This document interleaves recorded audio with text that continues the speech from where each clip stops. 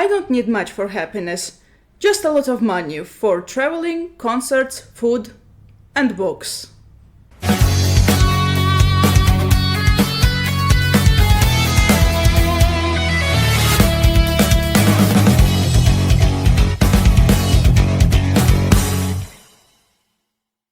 Greetings, this is Nina, Rockstar Wizardess. Welcome back to my channel. So, it's finally time for another book haul. Here I have 12 new books. For those of you who are new to my channel, I film a book haul once every 9 to 12 books. Because for me it's a good amount, because from 9 to 12 this is an average amount of songs on an average album, and I thought that this would be also a good amount of books for a book haul. So let's go straight to the books. So after I returned from Rome, the last book I bought was Vicious. I bought it in Istanbul airport. Yes, I flew to Rome via Istanbul. Back again, it was the same. I went for a month without buying books, and this is the first book that I bought after I came back from Rome a month later, and this author is very popular. Everybody loves him, everybody loves his books, and yeah, I've heard about this series a lot, and yeah. Mistborn, The Final Empire by Brandon Sanderson. In Russian, this book is called Ash and Steel for some reason. What is this book about? To be honest, I don't really know. So for 1,000 years there has been the last empire, which is ruled by an immortal lord who is an only god and the lord of this world. Lord of this world, yeah. That's actually a Black Sabbath song. 1,000 years ago he defeated a huge... I don't know how to say in Russian the word bezna. So this lord has enslaved this world mostly because he was the victor in the fight. And so ever since then, in the sky in the last empire has been like the sky in Silent Hill, aka there are ashes falling from the sky, and the sun is of the color of blood, and at night there is a mist that takes away people's soul. And the main character is a thief called Kelser, and he was sent away to work in hard labor. However, he manages to escape, and that's the start of the series. Sorry, I did not translate this very well, because I was rushing, but still, the main character is a thief, and he tries to gain powers to dethrone the Lord of this world. This is a paperback. I think I will replace this edition once I read this. However, I decided not to read it yet because at the moment I'm also reading Elantris by the same author in English, and I decided not to read Sanderson books at the same time. I decided not to mix them. I need to finish Elantris first. This year I started buying Penguin Little Black Classics editions. These editions contain some various short stories and poems and whatnot, and I decided to continue this. And I have 2 Penguin Little Black Classics books. The first one is sketchy, doubtful, incomplete jottings by Johann Wolfgang von Goethe, the author of Faust. The great 19th century German thinker's musings on self-deceit, superstition, art and ambition. So art and ambition were the 2 words that inspired me to get this little book, because I like reading about art and what role it has in people's lives. And ambition, yeah, because I like ambition, why not have it? This is a collection of short aphorisms by Goethe, and that would be a very interesting read. I think I'm going to start reading this quite soon. Yeah, it's very short and it's not very hard to read, and yeah. And another Penguin Little Black Classic is The Old Nurse Story by Elizabeth Gaskell. I know that she has written a novel called North and South, but I haven't read it. What this short story is about: a ghostly child roams the Northumberland moors while fairy tale characters gather at a strange party in these 2 Victorian Gothic tales. Wow. This annotation sounds really stellar, and this is why I decided to get it. This kinda sounds like Once Upon a Time, and even Grimm. I only watched a few episodes of Grimm, didn't go along with it, but Once Upon a Time I loved. I don't know if the fairy tale characters in this story are Snow White, Sleeping Beauty and so on. However, I still like the annotation. I'll try to read this very soon. Next book I got myself last year in English. I started reading it this year, however I didn't go too far. And then I saw the Russian version and I decided to go along with the Russian version, well, mostly because I don't like the English edition, I want to replace it. And second, in English it was a bit difficult for me to read, and the book is Alice's Adventures in Wonderland and Alice Through the Looking Glass by Lewis Carroll. I nearly said C.S. Lewis. Who doesn't know about Alice in Wonderland? Who hasn't seen at least one adaptation? I'm sure you know at least one film, or a cartoon, or a game, or whatever. For me, most memorable and likable adaptation is the 1999 TV adaptation. The actress's name, I think, was Tina Majorino, and Alice was surprisingly a brunette. Oh, and I also remember very well the Tim Burton film, however, I prefer the 1999 adaptation, and I also remember the Disney film. So everybody knows the story of a little girl named Alice who sees this white rabbit who is very late. Alice follows the rabbit to a hole, she goes through there, and then she falls down to this place called the Wonderland. So yeah, this is the book that gave us the phrase down the rabbit hole. The phrase means a lot of things. Well, for example, I discovered a certain metal band and fell down the metal rabbit hole. Well, this is the first thing that came to my mind. I like the phrase a lot. So the last year I read a book. I really liked it. However, the book that I read I actually had borrowed, and I couldn't find the copy, the English version, anywhere in Tbilisi, and then I went to Rome where I found that book. I was just so glad to have it in my collection. However, this book also had 2 sequels. It's a trilogy, and I did not intend to continue until I started watching BookTube. A certain booktuber read the second and the third novels, and she loved them, and then I found out that the shop in Tbilisi called Prosperos Books had these 2 books. There was only 1 copy of each book, and it was quite cheap. I decided to read the full trilogy. And the trilogy, A Good Girl's Guide to Murder by Holly Gray Jackson, and I got myself Good Girl, Bad Blood. This is the second book in the series. So after the events of the first book, Pippa Fitz-Amobi starts a podcast where she talks about her investigation, and she decides to retire from an investigation. However, one of her friends approaches her because his brother disappeared, and he asks Pippa to help him, and she agrees, and then she uncovers more dark secrets. So I read this book in nearly 2 days. This book is relatively more relaxed than the first one. The first one was way too thrilling. Yeah, it's more chill. However, there are some shocking moments happening towards the end because they're, plot twists. And yeah, I really liked this book very much. And then came the third one, which broke me. I needed 2 days to read this, but this one, as good as that, the third one, I needed a week to read this. Pippa has a PTSD from the last investigation, and in this one she has a stalker, and she needs to do something about it. She needs to investigate to save herself. To save herself. It means that Pippa is longing for an investigation. She isn't simply saving herself physically, but also saving herself mentally. She is longing for an investigation. Here she wanted to retire,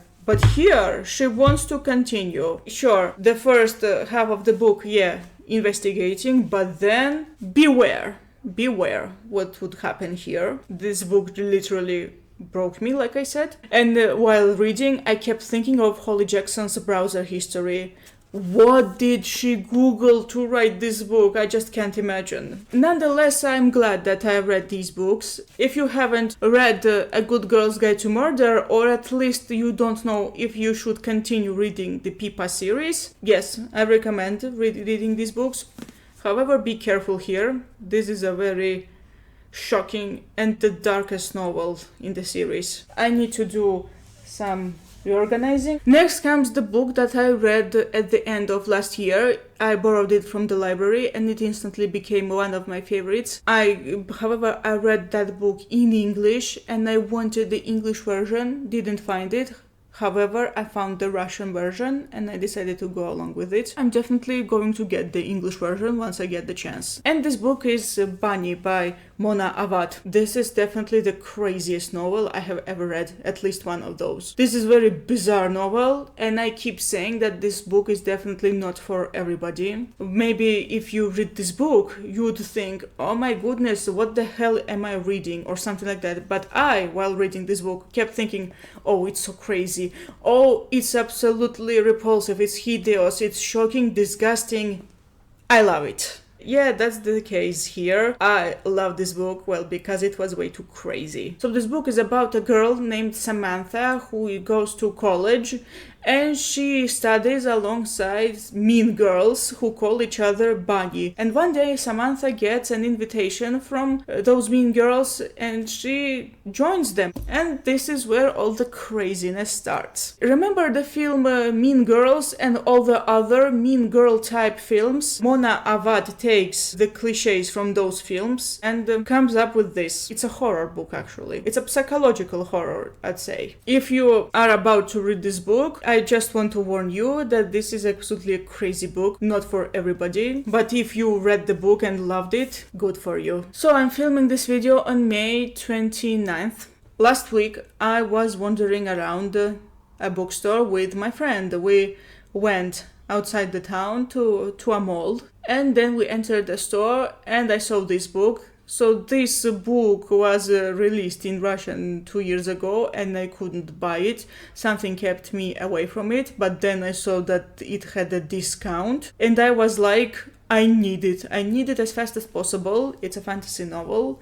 I've heard about this book. I found out this book exists in 2021, and then the Russian version came along, and yeah, this is The Black Prism by Brent Weeks. This is the first book in the Lightbringer series. So in this fantasy book, colors have magic. You pay with your mental health. This is what it states. So the main character is Gavin Gale, Prism, who is the most powerful wizard of his generation, and he is an emperor. His mind, his charisma, and everything keeps the world from chaos. However, prisms aren't eternal. Gale knows that he has around 5 years to live. Sounds like replicants from the Blade Runner. And then Gavin finds out that he has a son who was born in a faraway province. The child was born after the war that put his father to power. And Gale has to decide what he can sacrifice to keep the power, or should he keep the power at all. He tries to keep the existence of this child a secret. I really like the cover. So the spine looks at this is an old book published centuries ago. The book looks very fast-paced, and I want to read it very soon, maybe for the summer. I don't know. Next two books are actually the last books that I bought before I started recording this video. So today is May 29, 2024, and today in Tbilisi there is a book fair, Tbilisi Book Fair, and I decided to go there randomly. I did not expect to buy anything. I was just wandering around, just for fun, and then I came across this book that I wanted for a while. I couldn't find it anywhere, and yeah, I knew I had to have it. This was actually made into a Netflix TV show. I haven't seen it. I have only seen a few reviews of this show. However, the book still sounded interesting to me, and I decided to get it. And this is Cursed by Thomas Wheeler. Sorry, I forgot his name. And illustrated by Frank Miller.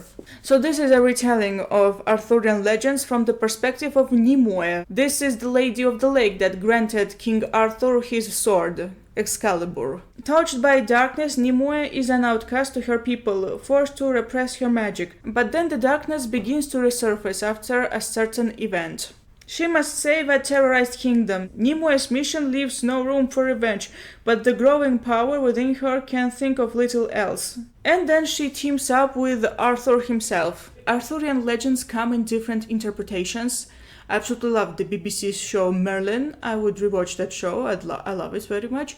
And I also have King Arthur and His Knights of the Round Table by Roger Lancelin Green. I read it last year. I liked it a lot. The two books about Arthurian legends I want to read. One is Once and Future King by T.B. White, I don't remember his name, sorry, and the other is The Mists of Avalon by Marion Zimmer Bradley. Well, I would love to have a Once and Future King first. But I also wanted myself Cursed. I don't actually mind the film cover. I think it looks very nice, however, I heard that the show wasn't that great, and from the reviews I could tell that it wasn't very good. However, I would still read the book. I really don't like that the font is very small. And so we have 3 books left. So I have seen a few booktubers reading this book. I did not consider getting this, but then it arrived in Tbilisi. I looked at it and I was actually interested in reading it. Okay, gonna confess, this is actually the case where I actually liked the cover. It's one of the reasons I got the book. However, usually I do not buy books by covers. If I did, I'd have a lot of books I wouldn't be interested in. However, this one looks really interesting. A lot of booktubers read it and I decided to give in. And this book is The Priory of the Orange Tree by Samantha Shannon. I nearly said the priory of an orange tree. It's priory. But pardon me, English is not my first language. I wanna read one of the blurbs. Escapism at its finest. Shannon, we salute you. One of the most exciting and innovative fantasy writers alive today. A world divided, a kingdom without an heir, an ancient enemy awakens. So the next generation of hit fantasy fiction. So what this book is about? Gonna confess, I do not really know. I know that this is an epic fantasy with a main character who tries to do what fantasy main characters do.